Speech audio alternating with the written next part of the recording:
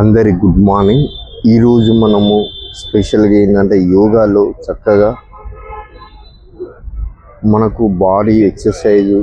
First of all ఏంటంటే మనకు ice అనేది కరెక్ట్ ఉండాలి. ఐస్ కరెక్ట్ ఉంటే మనకు ఏ హెల్త్ ప్రాబ్లమ్స్ అనేవి ఉండదు. దాని తర్వాత మనకు కాళ్ళ నొప్పులు అని వస్తాయి. కాకపోతే ఏంటంటే మనం ఫస్ట్ ఆఫ్ ఆల్ ఒక 10-20 నిమిషాలు వాకింగ్ చేసిన తర్వాత